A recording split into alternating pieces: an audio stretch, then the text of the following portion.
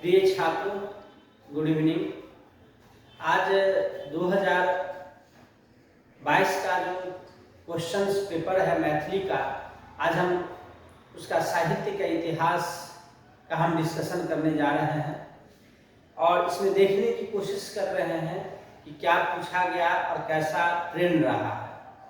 तो ट्रेंड हम बता ही दिए थे कि मैथिली में कोई नया ट्रेंड नहीं है, मैथिली वही है जो प्रीवियस 5 ईयर में पूछा गया है, उसी को पुनः रिपीट कर दिया गया है और एक नहीं कई बार रिपीट करके इस 5 साल में ही यह प्रश्न आ गया है। बहुत प्रश्न आसान ही रहा है हर साल की तरह, क्योंकि इसमें कुछ परिवर्तन नहीं होता। एक बार पढ़ लेने के बाद संपूर्ण तैयारी हो जाता है इससे, जिसके बाद आपको जीएस पढ़ने के लिए बहुत समय मिल पाता है। तो फिर हम यहाँ देखते हैं कि 1 से लेकर के 4 तक का जो प्रश्न था भाषा के इतिहास में, वो हम देख चुके थे। अब हम देखते हैं 5वां में जो टिप्पणी रहता है अनिवार्य रहता है। 1 नंबर में है जैसे मैथिली साहित्य में कृष्ण काव्य। देखिए, कृष्ण काव्य का मतलब है कि मैथिली साहित्य में कृष्ण काव्य क्या क्या लिखा गया।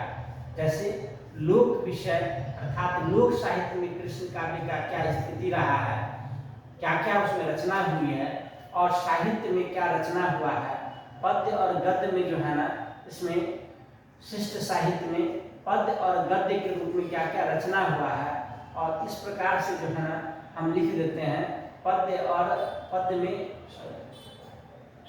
ये कविता के रूप में, गीत के रूप में और महाकाव्य प्रबंध काव्य के रूप में क्या क्या लिखा गया है, ये सब लिख देते हैं और इसका स्थिति क्या रहा है इस चीज का अवलोकन करते हैं, यही हो जाता है कृष्ण काव्य।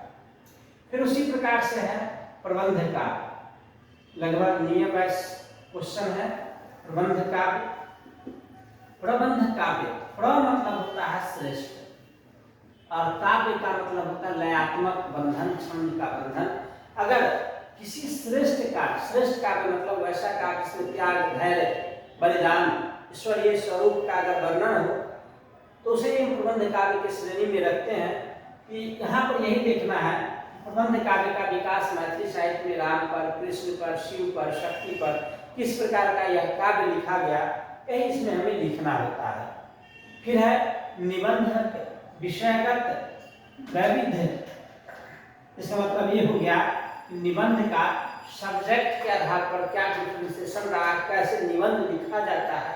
और इस प्रकार के प्रश्न जब हम क्लास में पढ़ाते हैं तो आपको जो है ना यह बताते हैं कि ऐसे लिखा कैसे जाता है।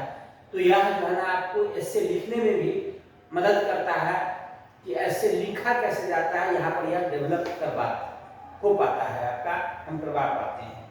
मैथिली नाटक विकास, तो मैथिली में नाटक का विकास कैसे हुआ। पहला नाटक धूर्त समागम लिखा गया था ज्योतिरेश्वर ठाकुर के द्वारा, तब से लेके मध्यकाल फिर आधुनिक काल में कैसे नाटक का विकास हुआ, ये इसमें हमको देखना है।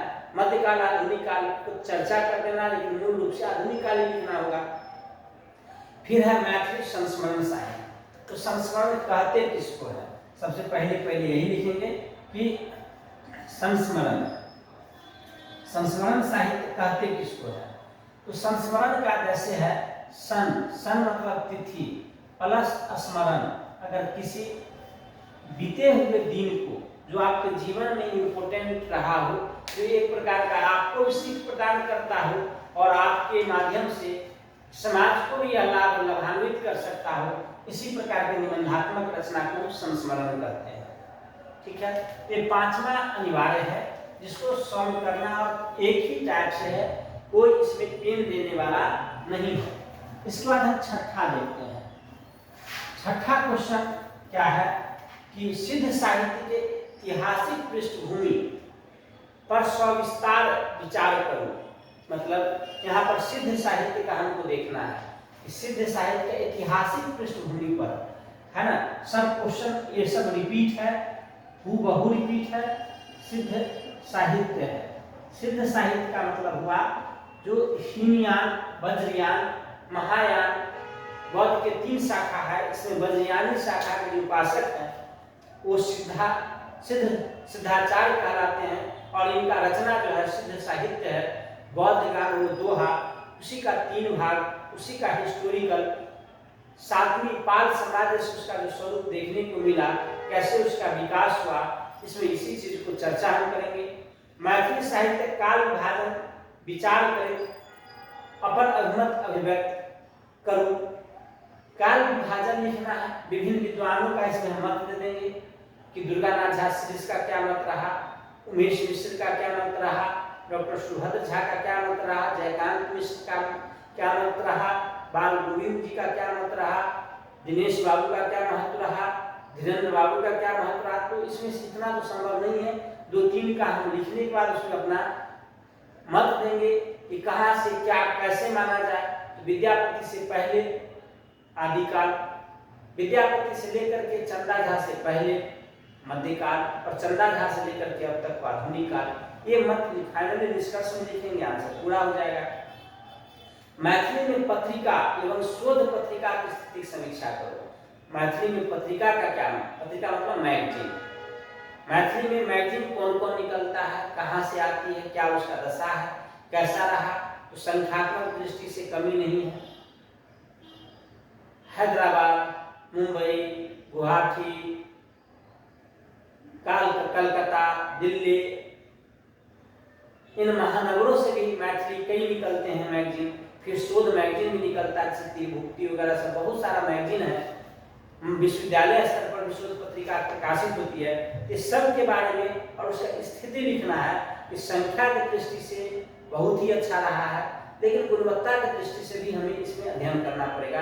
क्वालिटी और क्वांटिटी दोनों स्थिति से हम इसका अवलोकन करेंगे। यही हो जाता है पत्र पत्रिका का स्थिति। विद्यापति व्यापक प्रभाव मिथिले धरि सीमित नहीं रहा।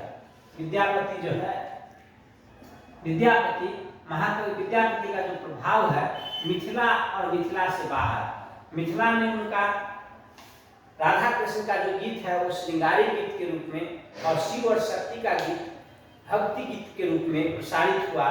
और लेकिन जो इनका श्रृंगारी गीत है, जब चैतन्य महाप्रभु इनके गीत में, श्रृंगारी गीत में जीवात्मा और परमात्मा का संबंध स्थापित कर दिए, तो यह गीत जो है ना पूरे बंगाल में वैष्णव गीत के रूप में प्रसारित हो गया।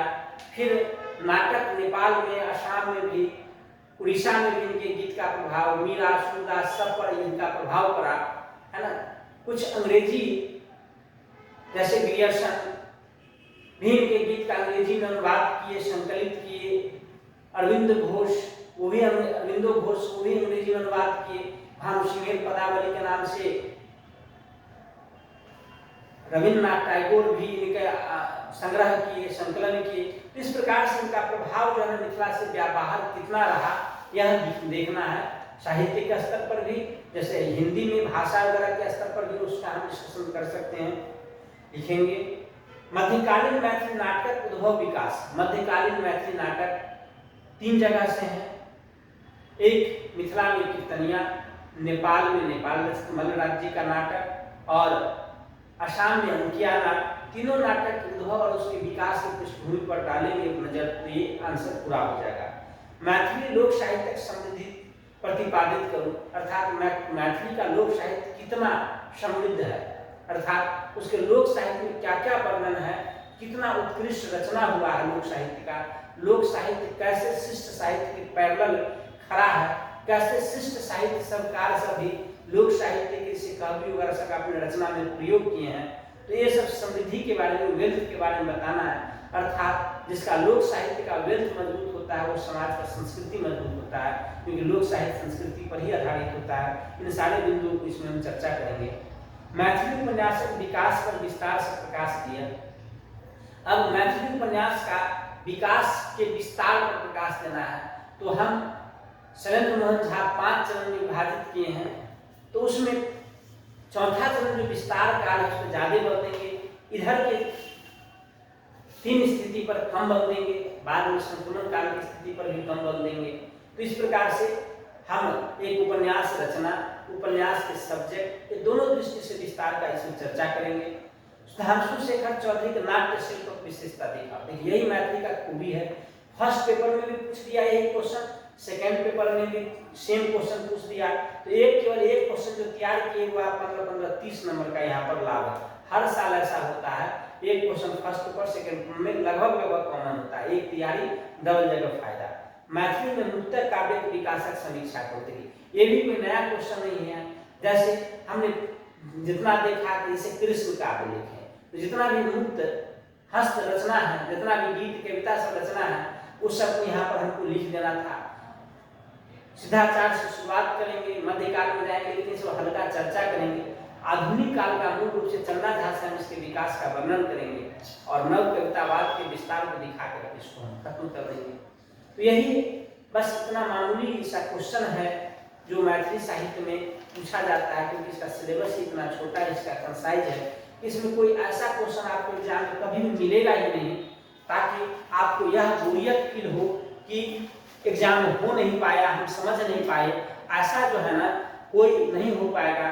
देखिए यही आपका प्रश्न है, भाषा का साहित्य का इधर शुरुआत है, बचा हुआ खंड इस साइड में है, तो आप आसानी से इसको समझ करके आप सिलेबस उठाएंगे और सिलेबस के साथ देखेंगे चैप्टर के साथ ही जुड़ा हुआ है।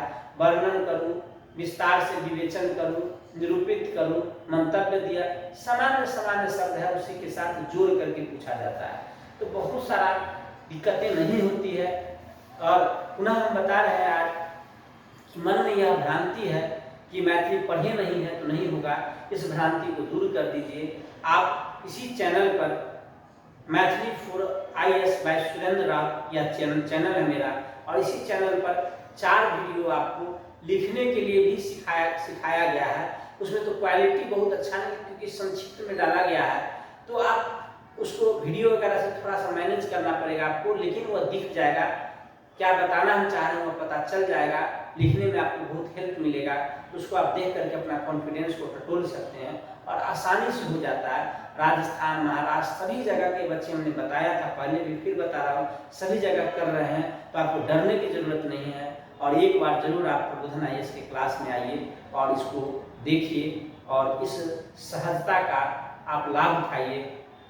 या हम ही नहीं करें कि बहुत सारे बड़े बड़े कोचिंग भी है, उनका भी अगर आप वीडियो देखेंगे तो वहाँ पर भी लोग सराहना करते हैं कि मैथिली बहुत ही अच्छा सब्जेक्ट है और बहुत ही मार्क्स देने वाला सब्जेक्ट है। कम समय में यह तैयार करके GS पढ़ने को अच्छा समय दे देता है। इसी कारण से उन लोग के सुनने के बाद हमें यह प्रेरणा जागृत हुई कि जब मेरे लिए और मेरे सब्जेक्ट के लिए बड़े बड़े कोचिंग में यह कहा जा रहा है, तो हमें भी यह बात कहनी चाहिए और आपको बतानी चाहिए, अवगत कराना चाहिए। कहेंगे नहीं तो आप जानेगा कौन, इसीलिए जो है ना हम यह बात बताए। धन्यवाद। इसी के साथ हम पुनः कल आते हैं नया बात लेकर के, नया टॉपिक लेकर के, और इसी का अगला खंड होगा द्वितीय पेपर, और द्वितीय पेपर पहले पद्य का फिर गद्य का हम डिस्कशन करेंगे।